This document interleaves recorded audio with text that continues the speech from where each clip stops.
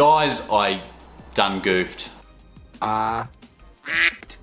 I'm sorry. I have a new camera. It is a fantastic camera. The problem is my skills aren't... I don't have the skills. Guys, you gotta realize I'm still super new to this YouTube game. So essentially what happened was I got footage that looked like this. Hello and welcome back to the channel. My name is Alistair and this is Plant-Based Logic. I'm not gonna get too technical, but there's an aperture, ISO, shutter speeds, all these things that I'm learning about. Now, a normal person, what would they do if they got that dark image? They'd say, sure, let's just throw it away and let's start again.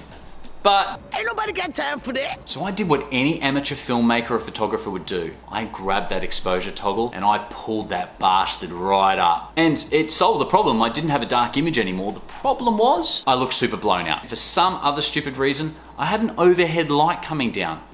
I don't know what I was thinking. That overhead light cast shadows under my eyes. I looked gray. I looked blown out. I looked terrible. I'm like, who cares? It's just a YouTube video, right? Nobody's gonna care. Some people took notice.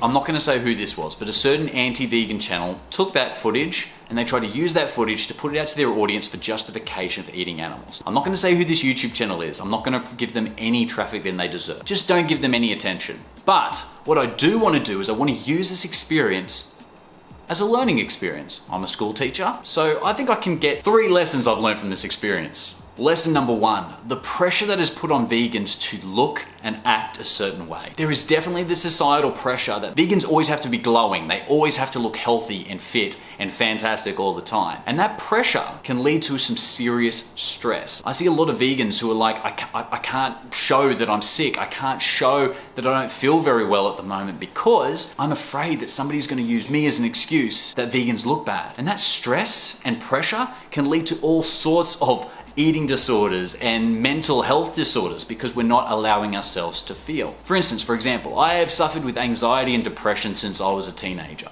It didn't help being the short, fat, redhead kid at school. I used to get teased, beaten, bullied pretty much every single day. And I've got a lot of trauma from that I'm trying to work through. I'm in my 30s, I'm still trying to work through that. I'm nervous sometimes to talk about my anxiety and depression because I'm afraid somebody's going to take that and say, it's probably because you're vegan. Who cares if we're not feeling 100%? It is healthy to just be your normal self. You don't have to be this beacon of shining light all the time. It's so frustrating. I think that does lead into lesson 2, which is the merchants of doubt. Guys, the absolute irony of this particular person taking this particular video of me and using it as an example.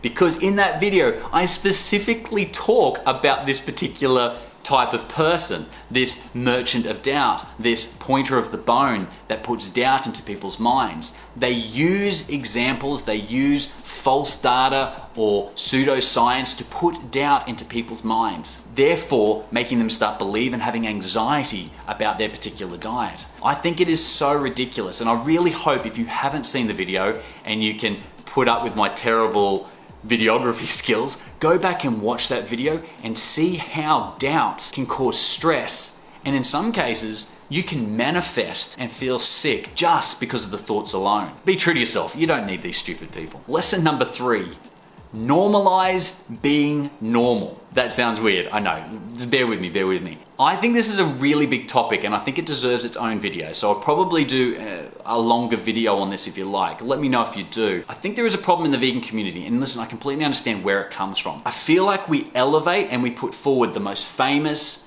good-looking, sexy, talented, vibrant person to be the vegan spokesperson. So like, wow, look at this bikini model. Oh my God, look at this vegan bodybuilder. Are you telling me that this Formula 1 driver is vegan? I can understand why we as a community do that, because we want to put the best foot forward. So people start questioning, wait, if he's vegan or she's vegan, I can be vegan too. I do find this as a catch-22 because where are all the normal vegans? I want to normalize normal vegans. Take me for example. I'm a 34-year-old school teacher living in Australia. I'm just a regular dude. How about Olivia? She's a mother of 3, she's vegan. Or what about Bob, who's a truck driver? He's vegan as well. Don't have to have the biceps of Nimai Delgado or the buns of steel of a professional vegan bikini model. You don't have to be a Formula 1 driver or an Olympic sprinter or a marathon runner. You can just be you. And I think we need to elevate those voices and just say, hey, we're just normal people. Going back to the video that tried to show me in a negative light. This is me. I'm not trying to hide anything. I'm a 34-year-old dude. Well, I turned 34 in a couple of weeks. I've got some gray hairs. I've got some crow's feet. I've got some frown marks, you know. I ain't no spring chicken. So I'm not trying to hide anything from you. But I don't let these merchants of doubt get into my head. I'm not gonna be young forever. If you haven't seen my 10-year vegan deterioration video, you can check that out here. I've looked the same for a long time anyway, but I don't care when people talk about my looks. That doesn't really bother me. It doesn't upset me if people say I don't look a certain way. But what does frustrate me and what does get on my nerves is when somebody uses me as an excuse to eat animals. That really doesn't sit right with me because it makes me feel like I've let the animals down. How dare they try to justify their position to eat animals by bringing other people down? I think that's really, really sick. In saying all that, I'm happy it happened in a way because now I feel like there's lessons that we can learn. I'm not going to do, like I could shave my beard and look 10 years younger. I'm coming out with a beard this time, screw it. I'm going to be me. I'm not going to stress about what I should be or what I should look like.